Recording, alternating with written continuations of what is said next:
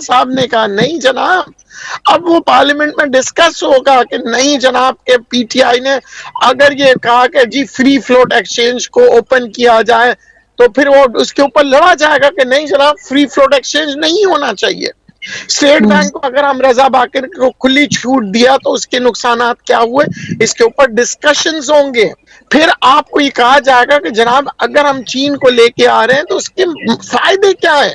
سی pack کے ہمیں بھی پتا لگے گا کہ سی پیک کا کیا منصوبہ تھا، تو پھر عوام کو پتا لگے گا، پھر یہ آپس میں ڈسکشنز کر کے ملک میں اچھے نظام بنے گا، پھر اچھے طریقے سے ملک چلے گا. پھر ہمیں بھی پتا ہوگا کہ جناب اگر 20 آدمی جو ہے سیمنٹ فیکٹری پورے پاکستان کی سیمنٹ کو چلا رہے ہیں تو ان 20 آدمی کو کس طرح سے لگام ڈالا جائے. وہ کیوں 200 روپے کا سیمنٹ 1200 روپے پہ لے گئے، اس کے اوپر پارلیمنٹ میں ڈسکشن ہوگا.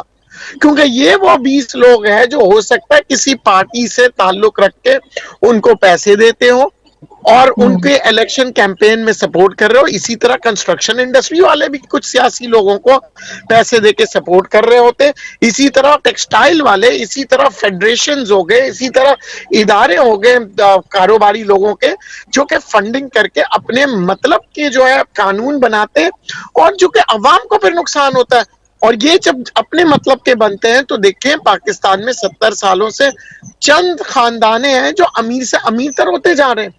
پاکستان میں باہر ممالک کی طرح آپ یہ نہیں دیکھتے کہ غریب لوگوں کی تعداد بڑھ رہی ہے امیر ہوتے ہوئے، آپ دیکھتے ہیں امیر لوگوں کی تعداد غریب ہوتے ہوئے نظر آ رہی ہے. اس کی وجہ کیا ہے؟ قانون چاہے وہ آپ کسی ادارے میں بیٹھے، فیڈریشنز میں بیٹھے، قانون انہی چند لوگوں کے ہاتھ میں ہوتا ہے. اور وہ کہتے ہیں ہم تو الیکشن کے ذریعے سے فیڈریشن میں آئے. الیکشن میں بیٹھتے کون ہے جی؟ اگر ہم ایک مثال کے طور پہ دے رہا ہوں، کاٹی آرگنائزیشن تھی، 5000 کارخانے تھے کورنگی کے اندر، آج وہ 250 کارخانوں پہ آ گئی ہے. تو جناب 5000 کہاں 250 کا، اب 250 میں سے بھی 50 آدمی جاتے ہیں ووٹ کرنے اور پھر انہی میں سے کوئی ایک نمائندہ نکلتا ہے. اب وہ 50 آدمی نے یہ نہیں کبھی سوچا کہ بھائی 5000 کارخانے کیوں بند ہو گئے.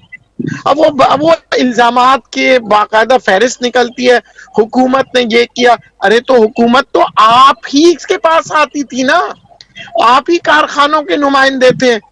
آج آپ ہی حکومت کو گلے کا ہار پہناتے تھے اور دوبارہ کل جو بھی حکومت ہے تو مطلب یا تو آپ کے اندر کوتاہی ہے، آپ نے غلطی کی ہے جس کی وجہ سے 5000 کارخانے 250 پہ آ گئے. اسی طرح فیڈریشن کی ہم بات کریں گے، اسی طرح مختلف اچھے لوگوں کو بڑا برا لگ جاتا ہے ندیم صاحب آپ کاروباری لوگوں کے دشمن ہیں. نہیں، کاروباری لوگ اچھے ہیں. میں آپ کو مثال دوں گا شان مسالے والوں کی جنہوں نے دنیا میں ہمارا نام پہنچا دیا، مگر آپ نے کبھی شان مسالے کے مالک کو کوئی فیڈریشن کا چیئرمین بنتے ہوئے دیکھا؟ کبھی شان مسالے کو کاٹی کا چیئرمین بنتے ہوئے دیکھا؟ کبھی نہیں. وہ اپنے کاروبار میں مگن ہے، وہ اپنی محنت کر رہے ہیں، وہ کوشش کرتے کراتے انہوں نے چند سالوں میں پوری دنیا میں اپنا مسالہ پھیلا دیا. تو آپ ان کو بلا کے پوچھیں کہ جناب آپ نے یہ مسالے کا بزنس کیسے شروع کیا، کیسے آگے؟ دیکھیں انہوں نے پاکستان کے لیے کیا. ہم ان کو بلاتے ہیں جو 200 روپے کا سیمنٹ کی بوری جو ہے وہ لے کے گئے 1200 روپے تک، اور 1200 روپے بھی پاکستان کے اندر، کیونکہ یہ اپنے ہی کہتے ہیں نا ہم اپنے ہی خاندان کے لوگوں کو کہتے ہیں کاٹ رہے ہیں. وہی بات ہے اگر میرا بچہ بیٹھ کے خرچے کر رہا ہے تو کوئی کمال نہیں کر رہا کیونکہ وہ اپنے گھر کو نقصان پہنچا رہا ہے. بات تو ہوا ہے کہ میرے بچے باہر سے کما کے لائیں تو میں کہوں گا کہ میرا ملک ترقی کر رہا ہے، میرا گھر ترقی کر رہا ہے. ہم نے اداروں کے ہم جو ہے نا اس کے چکروں میں آ جاتے ہیں. آٹو موبائل انڈسٹری، کبھی کسی نے یہ نہیں پوچھا کہ جناب وہ جو 5 لاکھ کی سوزوکی گاڑی ہوتی تھی خیبر یا ہم سوئفٹ کہتے 50 لاکھ تک کیسے پہنچ گئی؟ بہت اور یہ مہنگی ہو گئی 50 ہیں لاکھ گاڑیاں. تک ہندوستان میں کوئی گاڑی سوزوکی سوئفٹ کیا پوری دنیا میں سوزوکی سوئفٹ 50 لاکھ کی نہیں ہے. صرف بالکل. ہمارے یہاں سوزوکی صرف 50 لاکھ کی، 80 لاکھ کا کرولا، 1.5 کروڑ کی ہائی لیکس، 2 کروڑ کا فارچونر. آخر یہ ہو کیوں رہا ہے؟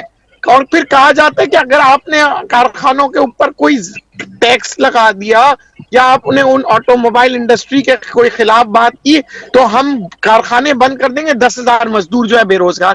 ارے 10,000 کی خاطر آپ 240 ملین کے پاپولیشن کو سفر کر رہے ہیں۔ آپ اس سوچ کے ساتھ کیوں نہیں آتے؟ ہم وہی کہتے ہیں کہ جناب اگلے الیکشن میں کون آئے گا؟ جناب اس دفعہ تو نواز شریف کو لایا جا رہا ہے۔ میں کہتا ہوں نہیں ہو سکتا ہے، میری پیشن گوئی ہے کہ نواز شریف صاحب نہیں آئیں گے الیکشنز میں، آئیں گے اچھا، پاکستان، مگر الیکشن میں ان کی جگہ مریم نواز لیں گی، زرداری صاحب کی جگہ بلاول بھٹو لیں گے۔ دیکھیں ہمیں نئے لیڈرشپس کی تلاش ہے اور ہم چاہیں گے کہ نئے لوگ آئیں۔ ہم چاہتے ہیں مہاجروں میں بھی، ایم کیو ایم میں بھی نئے لوگ آئیں۔ کیوں آج 20 سال سے وہی ایم کیو ایم کے وہی مخصوص لوگ آنے؟ ہمارے مہاجر بچے، نمائندے، پڑھے لکھے مہاجر بچے وہ بھی آئیں۔ ضروری ہے کہ جناب وہی ہم پچھلے 20 سال سے فاروق ستار صاحب کو دیکھ رہے ہیں، وہی زرداری صاحب کو دیکھ رہے ہیں، وہی نواز شریف۔ کیوں جناب کیوں نہ ہم مہاجروں میں ہر جگہ پہ، پنجاب میں، سندھ میں، ہر جگہ پہ نئے ہم لیڈر کیوں نہیں بنا رہے ہیں؟ کیوں نہیں آ رہے ہیں؟ کیا ہمیں وہی مصطفیٰ کمال چاہیے جو کبھی کہتے تھے کہ جناب یہ بہادر آباد والے انڈیا کے ایجنٹ ہے، پھر وہ انہی بہادر آباد والوں کے ساتھ بیٹھ جانا؟ کیا ہم وہی زرداری صاحب جس کو کہتے تھے کہ ہم جناب 10% ہے 10% ہے، وہی زرداری صاحب کہتے ہیں کہ مجھے آج تک قانون نے پروف کیوں نہیں کیا 10%؟ وہی نواز شریف چور ہے، نواز شریف تو ہے، تو قانون نے پروف کیوں نہیں کیا؟ آپ نے کہا نہیں جی بیٹے نے جو ہے نا تنخواہ نہیں لی تھی اقامہ، عمران خان نے گھڑی نہیں بیچی تھی، زرداری صاحب نے کچھ۔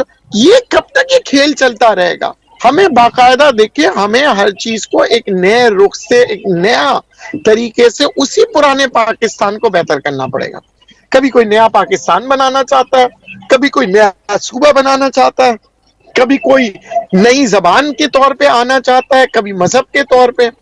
خدا را عقل کے ناخن لیں، اور میری درخواست ہے سب لوگوں سے کہ بھائی اب زبان کی بنیاد پہ کہیں پہ بھی ووٹ نہ دے، نہ ہی برادری کے۔ اب آپ نے ووٹ بالکل دینا ہے تو بھائی جو کارکردگی کرے گا، چاہے وہ شوکت ترین ہو یا جہانگیر ترین ہو یا ہمارے پاس حفیظ پاشا ہو یا شیخ رشید ہو یا کوئی بھی ہو، جس نے کارکردگی کی اس کو لے کے آئے۔ ورنہ یہی ہے، میں تو جب چھوٹا تھا تو میں سنتا تھا جناب ہمارے اکانومسٹ حفیظ پاشا صاحب، وہ بھائی بڈھا ہو گیا حفیظ پاشا، حفیظ شیخ فلاں وہ، مگر یار 55 سال کا ہو گیا، آج تک میں نے کسی حکومت کو یہ نہیں دیکھا کہ کہے کہ جی معیشت بدل دی۔ کیوں؟ اگر یہ اتنے ہی ایکسپرٹ ہو، پھر اچھا مزے کی بات ہے یہی لوگ واپس آتے ہیں، وہی فاروق ستار آئے گا، گھوم پھر کے تو بھائی وہی گھوم کیا پھر کے وہی چہرے، کیا وہی ہمارے پاس کارکردگی۔ کوئی نیا اکانومسٹ نہیں ہے؟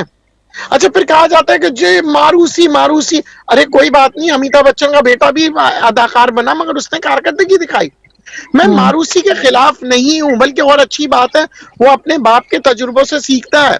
بلاول نے جو آنکھ کھولی اس نے سیاست میں کھولی، اس کو تجربہ ہے۔ مجھے آپ سیاست میں ڈالیں گے، مجھے نہیں ہوگا کیونکہ میرے باپ نے کبھی سیاست نہیں کی تھی نا، تو میرے سے اچھے تو بلاول ہوگا، مگر کیونکہ میں ایک اکانومسٹ ہوں تو میرا بچہ ایک اچھا اکانومسٹ بنے گا کیونکہ وہ اپنے باپ کو صحیح، دیکھ رہا ہے۔ تو ہمیں یہ اس بنیاد پہ نہیں ایک دوسرے کو نیچے دکھانا ہے جی ماروسی ہے، نواز شریف کی بیٹی کو نہیں آنے دیں، زرداری صاحب کے بیٹے کو نہیں آنے دیں، ویلکم کریں۔ میں تو کہتا ہوں کہ جناب مہاجروں کے بچوں کو بھی ویلکم کریں، آنے دیں۔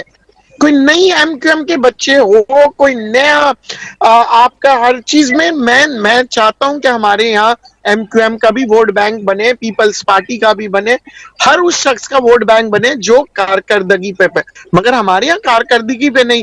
وہ جناب چور ہیں، ہم اچھے ہیں، وہ برے ہیں، ہم اچھے ہیں، ہم آپ کے لیے لائیں گے، دیں گے، مگر دیا کیا؟ کچھ نہیں 70 سالوں میں۔ اور اسی طرح فیڈریشنوں میں چاہوں گا کہ جناب باقاعدہ سکروٹنی ہو کہ آخر یہ کون لوگ ہیں جو ہر سال پچھلے کئی سالوں سے وہی لوگ آ رہے ہیں فیڈریشن کے اندر، اور وہی لوگ کھڑے کیوں ہوتے ہیں؟ اس کی تحقیقات کریں۔ پھر ہمیں تحقیقات کرنی پڑے گی کہ یہ ڈالر کا سٹہ کون چلا رہا ہے آخر۔